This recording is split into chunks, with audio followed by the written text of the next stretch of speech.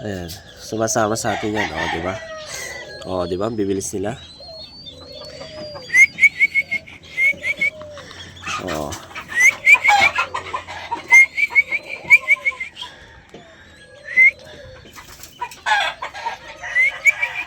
O, ang babait nila, no?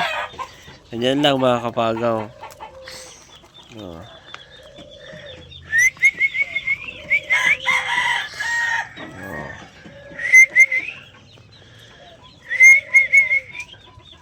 Ay, may bato ba? So yun, what's up mga kapagaw na welcome back to my YouTube channel, Kapagaw. Ayan, so Happy New Year mga kapagaw sa inyo. Ayan, so update natin yung mga alaga natin at medyo dumadami na yung mga inakay natin mga kapagaw. Ayan, so dito sa likuran ko, mamaya na yan. So baliktarin ko lang mga kapagaw. Ayan. So, ano bang napansin nyo natin dito mga kapagaw? Siyempre wala, ganito pa rin. Ang dumadami lang, mga bato-bato. Ayan. So dito naman mga kapagaw, bali apat na yung lovebird natin na inakay. Ayan. Tapos dito yung mga breeder natin, yung talagang breeder natin na dalawa. Ayan. So may itlog na naman sila mga kapagaw. So nilagay ko na dyan para yung mga inakay nila, nilalagay ko na lahat dito para magsama-sama sila mga kapagaw. Ayan. Tapos naman yung mga finches natin, ayan. So pinaghiwalay-hiwalay ko na, pinag-prepare ko na dito. Ayan. So dito, wala pa silang itlog mga kapagaw. Ayan. Ayan. Tapos dito rin, wala silang itlog. Tapos dito naman, mayroon silang inakay na isa. Ayan. So andun sa dulo. Yun o. Ayan. Nakikita nyo ba mga kapagaw? Ayan. Yun yung ulo o. Ayan. So may isang inakay sila. Ayan. Yung crested natin. Yan yung crested natin o. Ganda, yung kulay pula. Yan. Diba? Tapos, dito pa rin, mga kapagaw, meron ding dalawa na finches natin dito. Ayan. Yan o. Dalawang finches. Tapos, meron silang inakay. Andito, mga kapagaw, sa loob. Tignan natin kung ilan yung inakay nila. Ayan. Ayan. Ayan o. O, diba? Tatlo ata yung inakay. O, diba? Tatlo. Ang galing. O. O, diba? Wow, tatlo. Tatlong inakay mga kapagaw. O, diba? Ang galing. Tapos dito naman, yung mga isda natin, so medyo napaparami ko na rin sila. Ayan. Diba? Oh, napaparami ko na rin sila. Tapos, yung bato-bato natin na breeder mga kapagaw, ayan o. Andito na yung mga inakay nila. Ayan. So, natuturuan ko na rin sila na napapakain mga kapagaw. Ayan. So bali 6 sana yan, kaso yung isa nakalipad. Nakalimutan kong isara. Tapos yung breeder natin tinutuka niya. Parang ayaw niyang may isang nagari dito na pumupunta. Kaya sinasaktan niya yung mga inakay niya. Kaya yung isa wala nang partner. Kaya lilima na. Ayan.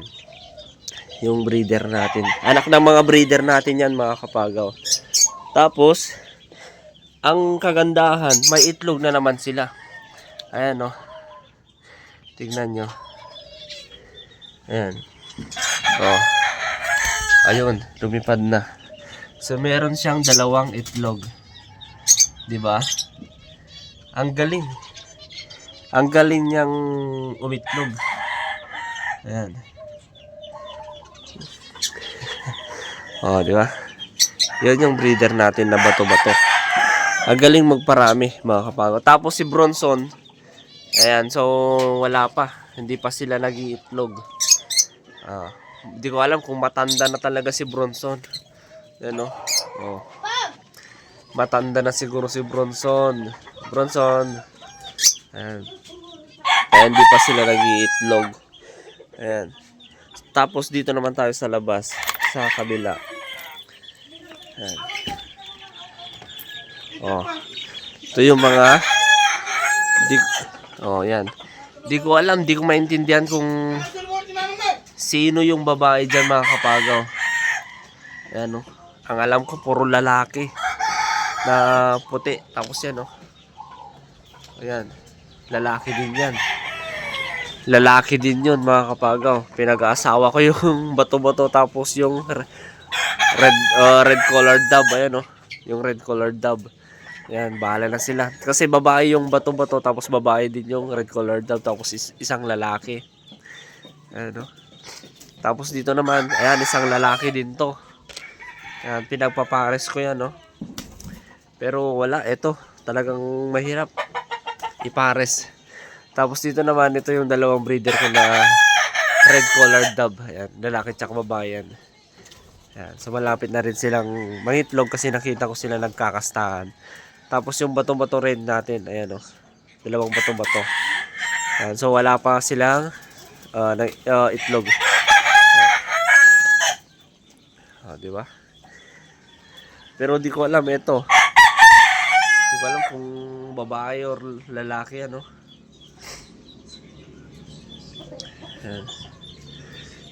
Di ko maintindihan. Ayan. Teka. Ayan, papakita ko sa inyo yung, ayan, tingnan nyo. Yung mga inakay natin. Ayan. Kung paano na sila mabait sa atin.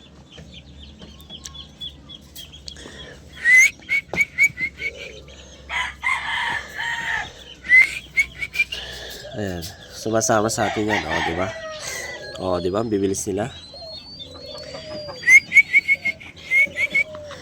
Oh.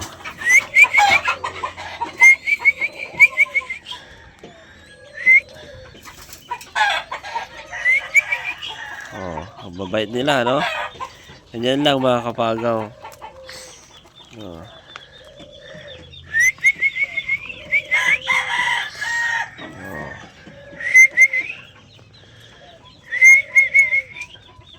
Ay, may bato-bato doon, oh. May bato-bato doon mga kapagaw. Umuuni. Umuuni siya. May bato-bato. Ayan. Oh, ayan. Oh, mas maganda kapag yan, oh. Ayan. Ay, okay dyan. Oh, marunong na silang kumain mga kapagaw. Oh, di ba?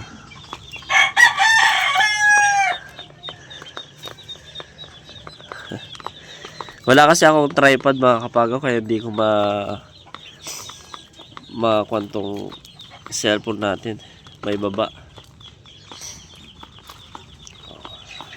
Habang lumalaki ang mga kapagaw, ganito din sila kabait. Ayan, si Bronson. Tapos bato-bato natin, di ba?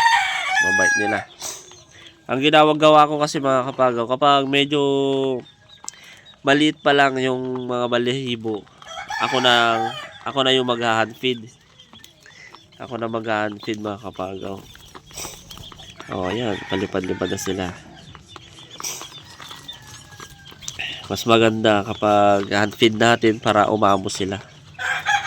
Diba? Ito may mga, ito walang sing-sing. Kapatid yung isa. Yan. Wala yung sing-sing yung isa. Ito ata. Ay, meron. Kapag dalawa mga kapagaw, yun yung magkapatid. Ayan, o. So, ito dalawa. Magkapatid yun. Tapos yung isa, ito yung walang kapatid. Ito. Yan. Ito yung walang kapatid. Ito yung kapatid niya nakawala dito. Di ko alam kung saan butas. Siguro doon. Yan. O kaya dyan, no? Sa gilid-gilid. Yan. Mamaya mga kapagaw, kapag nabusog na to, ayan, tatago ko na naman to. Kasi mas maganda kapag ako lang yung nakikita nila. Para mas umami. Yan. Hindi kasi ako madalas nag-upload mga kapagaw kasi may trabaho tayo. Yan. Coffee shop yung pinagtatrabahohan ko.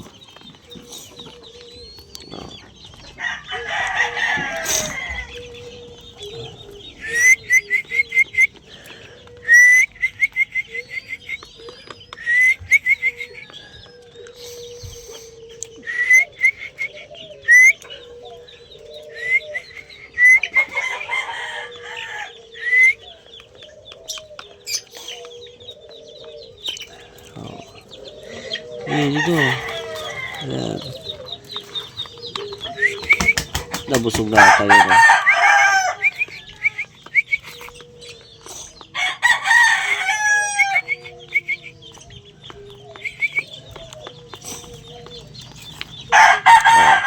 Ito asawa ni Bronson, mabait din yan mga kapagaw. Ito yung isa kong hand feed noon. Ayan, tingnan nyo may sing-sing, kulay black. Ayan o yun, diba? Hand feed ko yan dati. Anak din ni Bronson. Kaya pinag-asawa ko.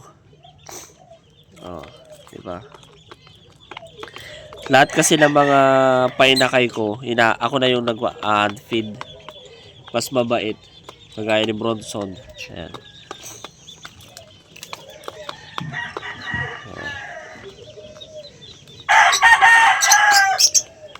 Diba? Ganyan lang mga kapagaw. Kapag marunong na silang tumuka, dapat may senyales kayo na ganito, napakainan, para alam nila na pagkain yun. Kaya doon sila tutuka. Ayan. Kahit ilayo nyo, ito, tutuka, pupuntahan pa rin nila mga kapagaw. Ayan. O, diba? So, yun lang mga kapagaw. Abangan natin paglaki nila. Ayan, kaya don't forget to subscribe my channel, Kapagaw. Ayan, so maraming salamat sa suporta nyo sa akin pa rin mga kapagaw. And Happy New Year mga kapagaw.